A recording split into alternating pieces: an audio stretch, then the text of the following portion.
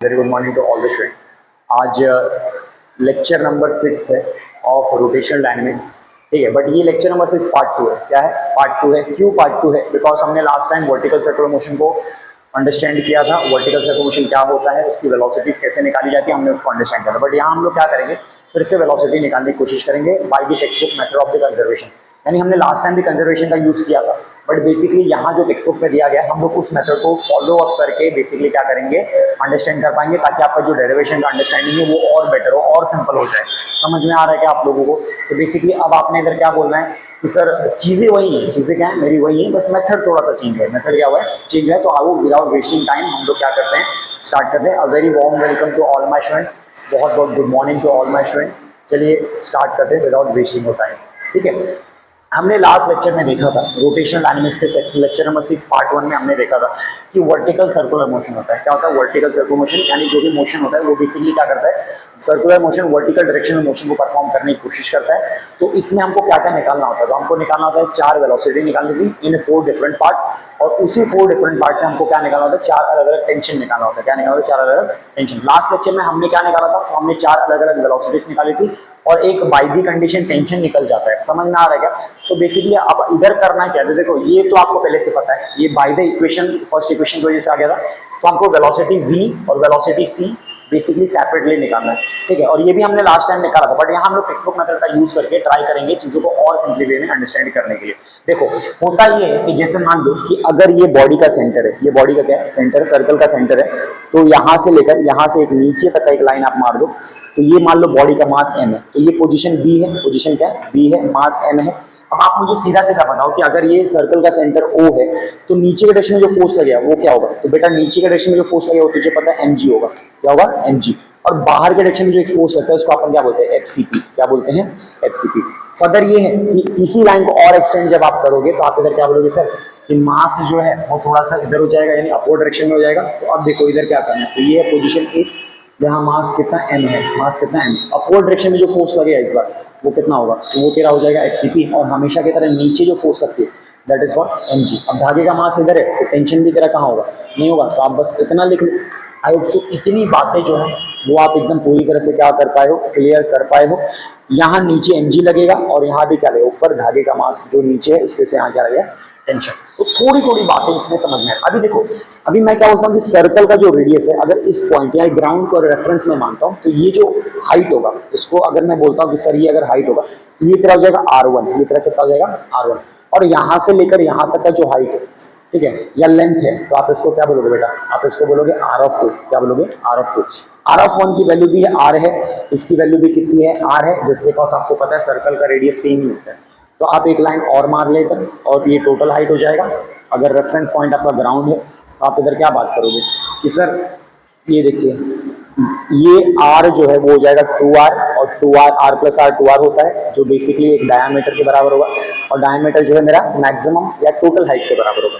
तो अब आप इधर क्या बात करोगे कि सर मान लो कि ये वाला जो भाग है वो मेरा h1 है, और ये वाला जो भाग है वो मेरा कितना है? h2 है। तो ये हाइट जो है वो मैक्सिमम, वो क्या है? मैक्सिमम। और ये वाला जो हाइट है वो क्या है? मिनिमम। क्या है? मिनिमम।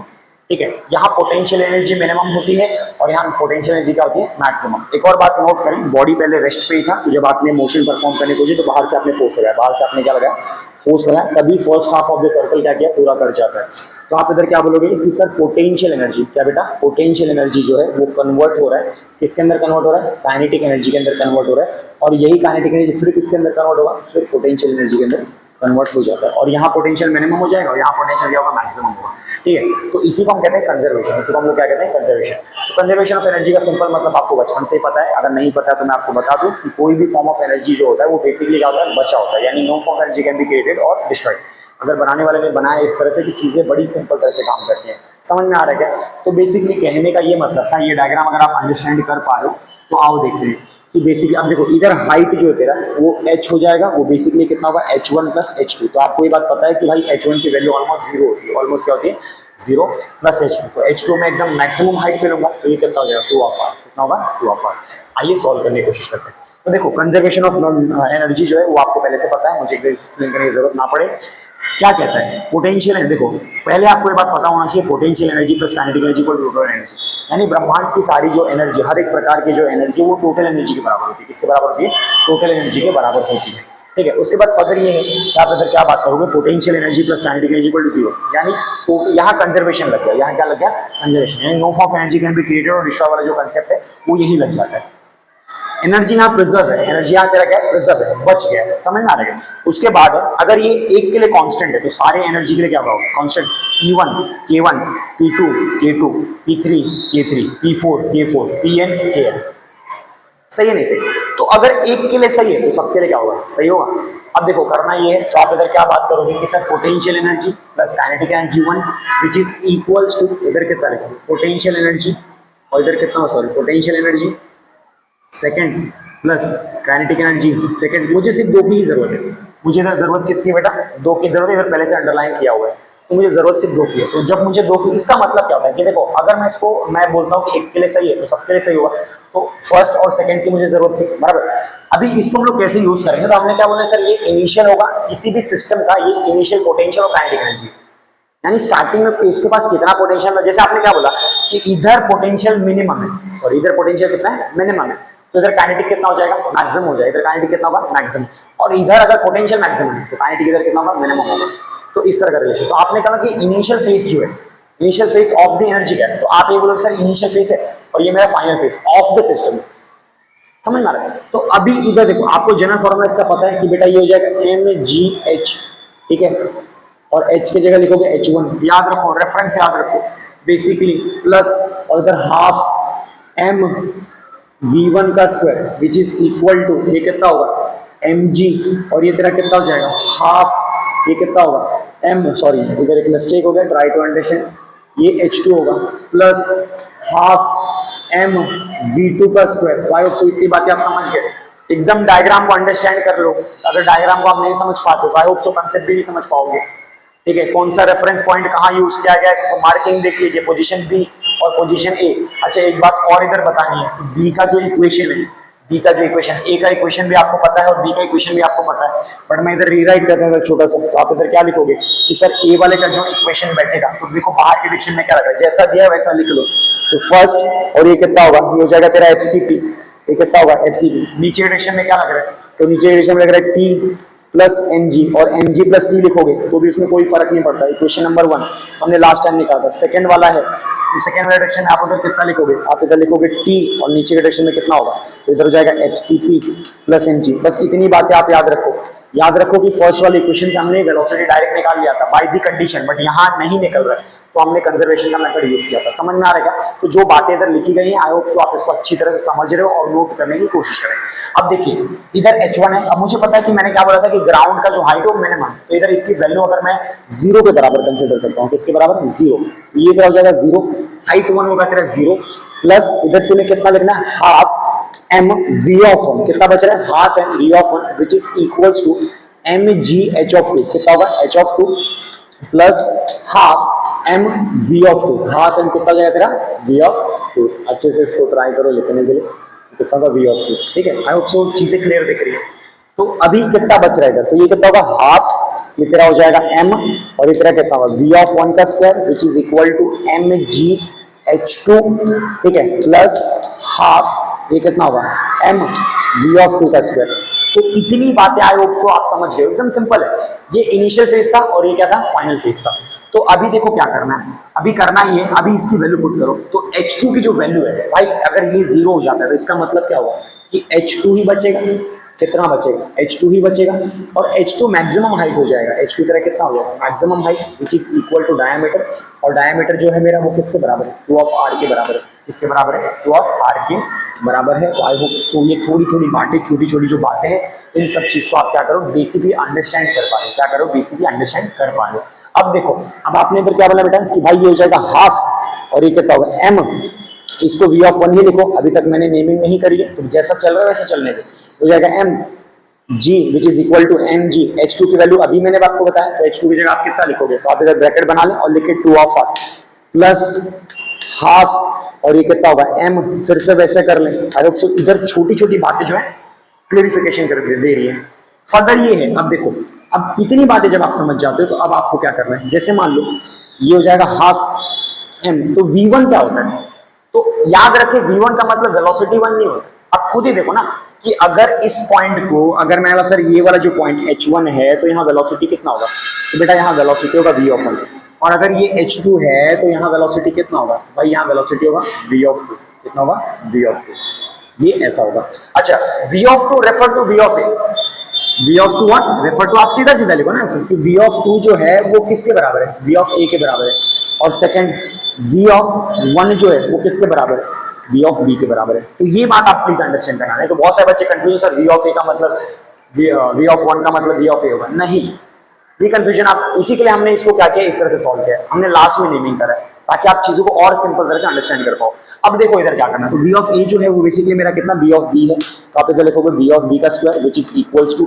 mg, ठीक है, इधर कितना होगा ब्रैकेट में 2 ऑफ r प्लस हाफ, ये तेरा कितना हो जाएगा m, v ऑफ b जो है वो बेसिकली कितना हो जाएगा, तो आप इधर ब्रैकेट बनाइए ब्रैकेट, और इधर कितना हो जाएगा b ऑफ a, कितना होगा b ऑफ a का स्क्वायर, ठीक है। अब ब्रैकेट मैंने क्यों बनाया अभी आपको पता चल जाएगा, half m b of b निकालनी है, तो b ऑफ b का square which is equals to, ये तेरा हो जाएगा mg 2r, कितना होगा mg 2 ऑफ r प्लस इधर कितना होगा हाफ m, और b ऑफ a की वैल्यू देखो इधर ऑलरेडी लिखी हुई है, तो आप इधर कितना लिखोगे, आप इधर लिखोगे रूट आर जी, कितना लिखोगे रूट आर जी का स्क्वायर, क्या करोगे रूट आर जी का स्क्वायर। अभी के लिए इतना आप क्या करो, अच्छे से नोट कर लो, ट्राई करो, अंडरस्टैंड कर लो, और इसका एक जो भी टॉपिक है इसका प्लीज एक स्क्रीनशॉट ले लो। तो देखो अभी हमने इधर क्या निकाला था, हमने निकाला था कि भाई इधर 0 हो जाएगा तो इधर बचेगा, तो इधर बचेगा तेरा हाफ में, इधर कलर चेंज कर रहा हूँ, ट्राई करो अंडरस्टैंड थोड़ा सा अट्रैक्टिव दिखाने के लिए। तो इधर कितना लिखोगे b ऑफ b, कितना लिखोगे b ऑफ b का स्क्वायर, ओके। राइट साइड पे क्या बच रहा है, तो तेरा राइट साइड में बचा mg, और तूने इधर कितना लिखा था 2 ऑफ r लिखा था, प्लस ये कितना होगा, तो ये तेरा हो जाएगा हाफ m, और ये तेरा कितना होगा b of a। I hope so इतनी बातें आप लोग समझ पाए हो। फर्दर ये है हो जाएगा हाफ m, मुझे यही तो निकालनी है, तो half m b of b का स्क्वायर, इसके लिए इसको ब्रैकेट में सेपरेटली रखा है, ठीक है, which is equals to, which is what equals to, तो आप इधर कितना बात करोगे m g 2 ऑफ r, ठीक है।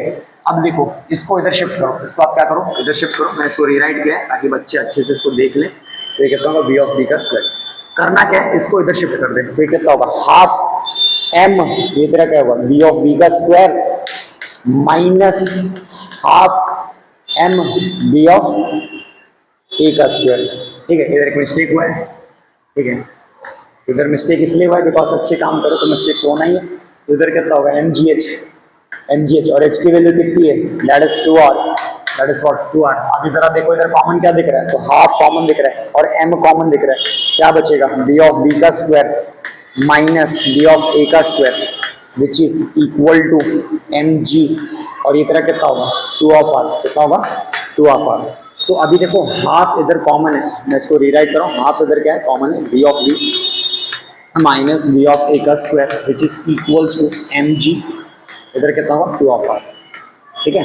तो ये क्या होगा m से m तेरा क्या हो जाएगा कैंसिल, m से m तेरा क्या हो जाएगा कैंसिल, 2 इधर डिवाइड है, उधर जाके क्या होगा मल्टीप्लाई, तो आप इधर चुपचाप से लिखो b ऑफ b का जो स्क्वायर है माइनस b ऑफ a का square which is equal to, ये कितना होगा 2g, और इधर कितना होगा बाई 2 ऑफ r, कितना होगा इधर अच्छे से लिख लो, d लग रहे हैं, तो कितना होगा 2 ऑफ r, कितना होगा 2 ऑफ r। तो अभी देखो b ऑफ b की वैल्यू कितनी हो रही है, तो बेटा b ऑफ b की value minus b of a की value which is equals to हो जाएगा 4rg, तो होगा 4rg। अब कुछ नहीं करना है, चुपचाप से आप b ऑफ a का वैल्यू पुट करो, तो आप इधर कितना लिखोगे b of a square minus b of b square minus इधर कितना होगा रूट आर जी इसका square which is equal to 4rg, कितना होगा 4rg। तो ठीक है, ट्राई करो इसको अंडरस्टैंड करने के लिए, और इसको फटाक से इसका एक स्क्रीनशॉट ले लो, हम इसको फटाक से कंप्लीट करते हैं। देखिए अब इधर क्या करना है आपको, तो मुझे मिला क्या था, तो बेटा मुझे मिला b ऑफ b का square minus b of a का square which is equals to, तो राइट साइड पे क्या आएगा तेरा, राइट साइड का आ रहा था 4rg, कितना आएगा 4rg। फर्दर ये है, ये देखो इसकी वैल्यू कितनी है, तो यहाँ से चेक कर ले, तो b ऑफ b का square minus root rg, root कितना होगा rg square equal to 4rg, ठीक है। ये कितना होगा b ऑफ b का square equals to 4 of rg, ठीक है। इसको ऐसे ही शिफ्ट कर दो, इसको क्या करो, ऐसे ही शिफ्ट कर दो। और बहुत सारे बच्चे उधर सॉल्व करते हैं तो भी चलेगा, कोई ज़बरदस्ती नहीं है, आप अपने हिसाब से भी अंडरस्टैंड कर सकते हो। तो ये कितना होगा 4RG माइनस ऑफ RG, ठीक है, स्क्वायर और रूट कैंसिल हो जाएगा, that is b of b का square which is equals to 4 minus 1 कितना हो जाएगा, ठीक है, सॉरी इधर माइनस है, इधर कितना होगा प्लस होगा, इधर कितना होगा आप खुद ही देख लो प्लस होगा, इधर कितना होगा प्लस, तो 4 + 1 कितना होगा 5 होगा, दैट इज 5RG, ठीक है, 5RG ये स्क्वायर होगा जाके कितना हो जाएगा, तो ये तेरा हो जाएगा रूट कितना होगा रूट 5RG। तो आई होप सो आप समझ गए हो कि इसकी वैल्यू है दैट इज 5RG, कितनी है 5RG, ठीक है। तो यही हमको निकालना था और बहुत मुझे खुशी हो रही है कि आपने मेरे साथ अच्छी तरह से अंडरस्टैंड किया इस टॉपिक को और आपने इसको इजीली निकाला है, ठीक है। ये जो मेथड ये बहुत सिंपल मेथड था और पिछले वाला मेथड भी थोड़ा सा सिंपल था, हालांकि पिछले वाले मेथड में थोड़ा सा इससे डिफरेंस मेथड डिफरेंट तरीके से हमने किया था और ये वाला जो मेथड है हमारी बुक की मेथड है, ठीक है। आई होप सो आप ये क्लियर कर पाए हो। अब आइए हम लोग निकालते हैं पॉइंट सी का। पॉइंट सी का जैसे आप निकालोगे मेथड यही है, अपना मेथड आपका क्या रहेगा कंजर्वेशन ही रहेगा। तो पॉइंट सी के लिए भी अपने को सेम मेथड से सॉल्व करना है और सेम मेथड के बाद फिर आपको क्या करना है पॉइंट डी की वैल्यू भी क्या आएगी सेम ही आएगी, ठीक है। पॉइंट सी का कैसे निकालना है आओ देखते हैं। हम लोग क्या हमने पॉइंट बी का निकाला और बहुत सिंपल तरह से आपका आंसर आ गया। आइए सेम मेथड से हम लोग क्या करते हैं पॉइंट सी का भी निकालने की कोशिश करते हैं। कैसे निकालना देखिए, जैसे मान लो कि अगर ये सर्कल का सेंटर है बराबर, जिसको आप बोलते हो ओ, यहाँ से लेकर यहाँ तक तेरा क्या हो जाएगा रेडियस हो जाएगा। अब बॉडी जो है वो कहाँ जाना चाहता है बाहर जाना चाहता है और हमने क्या परफॉर्म करा है सर्कुलर मोशन। तो सर्कुलर मोशन परफॉर्म करने के लिए आप इधर क्या बोलोगे ये जो आर्क है वो बेसिकली सर्कुलर मोशन को रिप्रेजेंट कर रहा है। तो बाहर के डायरेक्शन में जो फोर्स लगेगा वो कितना होगा, तो आप इधर क्या बोलोगे कि सर इधर पहले तो होगा v ऑफ t, क्या होगा टेंजेंट वेलोसिटी, और बाहर के डायरेक्शन में जो फोर्स की मैं बात कर रहा था वो क्या होगा fcp होगा, और नीचे के डायरेक्शन में जो आपका फोर्स लगेगा नीचे के डायरेक्शन में जो फोर्स लगेगा that is what mg। Body का मास कितना है तो भैया ये पोजीशन सी है, पोजीशन क्या सी है, बॉडी का मास m है, बॉडी का मास क्या है m है बराबर है, बॉडी का मास तेरा m है। अब इसके बाद आपको क्या करना है देखो mg को इससे कोई लेन देन नहीं, याद रखें it is not the part of the component, it is a part of a representation. ये बता रहा है कि भाई v ऑफ t का डायरेक्शन इधर होगा, ये कंपोनेंट का पार्ट है, ये सिस्टम का पार्ट है कि सिस्टम के ऊपर क्या लग रहा है, अगर बॉडी का मास m है तो उसके ऊपर क्या क्या फोर्सेस सराउंडिंग लगा रहा है, समझ में आ रहा है क्या, ठीक है। तो बाहर करेंगे एफसीपी ले और धागे के ऊपर जो टेंशन लगेगा धागे के ऊपर क्या लगेगा टेंशन, वो इसी डायरेक्शन में होगा, क्या होगा इसी डायरेक्शन। इसका इक्वेशन बहुत सिंपल होता है, आप सीधी सीधी बात कर लें कि सर ये t बराबर एफसीपी होता है, तो आप इधर चुपचाप से लिख लो, इधर जो इसका इक्वेशन होगा आप ऐसे लिखेंगे for position C, for position क्या होगा सी, फॉर पोजीशन सी, तो आप इधर इक्वेशन चुपचाप से लिखो t बराबर मेरा कितना होगा, t बराबर मेरा होगा एफसीपी, तो इसको लिखो t equal to mv² upon r, ठीक है। तो ये है इक्वेशन नंबर 3। तो आपसे इतनी बातें आप समझ पाए, तो इतनी बातें जब आप समझ पाए और देखिए इधर फर्दर क्या सॉल्व करना है, फर्दर ये सॉल्व करना है कि भाई देख अभी जैसे आपने क्या बोला कि सर ये वाला एक रेफरेंस पॉइंट है, ठीक है, या एक रेफरेंस हाइट है, ठीक है, तो इस तरह से आपने बोलना है कि सर एक रेडियस यहाँ भी बना दो। ये कौन सा पॉइंट था बताइए, तो बेटा ये पॉइंट था ए जिसकी मास थी m, बाहर के डायरेक्शन में जो फोर्स है दैट इज व्हाट एफसीपी, नीचे डायरेक्शन में जो फोर्स है वो क्या लग रहा है टेंशन, सर्कल का रेडियस r, यहाँ भी रेडियस r। अब मैंने इसको रेफरेंस माना है, मैं जमीन को इसको माना है कि भाई ये मेरा रेफरेंस पॉइंट है, तो अगर ये रेफरेंस पॉइंट है तो आप मुझे खुद बताओ ना बेटा इसका हाइट कितना होगा, तो इसका हाइट तेरा r1 हो जाएगा, क्या हो जाएगा r1, और r1 जो है ना वो r के बराबर है, किसके बराबर है r के बराबर है, ठीक है। अब आपको पता है सर्कल का रेडियस हर पॉइंट पे क्या होता है सेम होता है, ये बताना नहीं चाहिए।